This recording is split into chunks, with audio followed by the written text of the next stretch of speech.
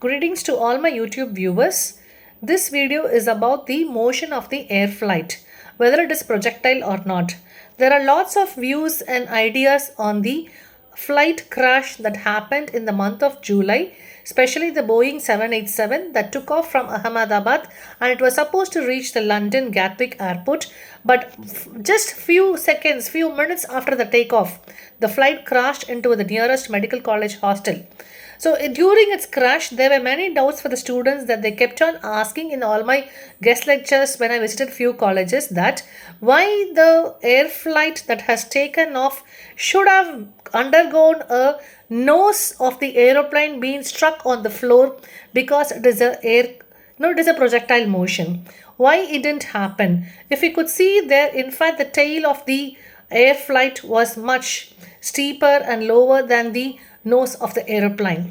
So this flight crash, whether air flights take up a projectile motion or not.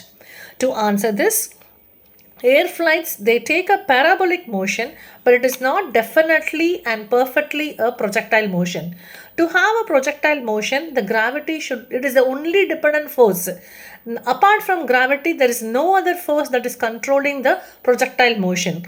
Like you take a ball and you throw it. So that takes a projectile motion. A javelin throw, that is a perfect example for projectile motion. Of course, we would have studied on the rockets. So the rockets, when it is like being descended from the satellite, we mark the projectile motion of the rockets. So there the gravity is the only force controlling, but there, whereas in an aircraft, the complete aerodynamic thrust on the wings is playing a major role, and the thrust given by the engines, it is able to break open the resistance in the air and it keeps moving. So this aerodynamical thrust is also a force that is apart from the gravity.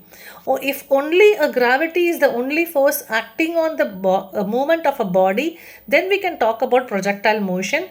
So in aircrafts, that is not the case.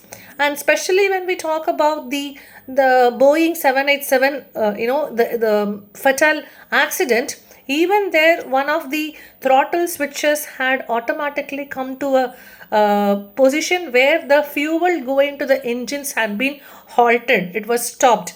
So from various videos, from Madan Gauri's videos and from other black box reports, we could really understand that this throttle switch was the major issue, that the fuel to the engines got stopped. It was evident from the pilot conversations. And so which means the thrust of the main force is being stopped. The fuel going to the engine is being halted. So obviously the thrust had been halted. So that was one reason. And when the aircraft is descending down, there was no control, zero thrust, that it had to crash onto the buildings and then come to a halt, right? And there is also one more incident where there a flight, the Atlas, one of the flight, it had actually crashed with its nose down onto the lake at Houston in Texas. Few years back, this accident mainly happened, and there people again, there was a debate on this, whether the flights are only taking up a projectile motion even when descending. So there were again reasons behind this, the nose of the aeroplane having a crash onto the lake. There are several videos on the same. So as my conclusion, I'm concluding that air flights will not take up a perfect projectile motion. It is taking a parabolic motion and not a complete projectile motion. Thank you so much for watching this video. Kindly give your likes, shares and comments and subscribe to my channel. Thank you so much.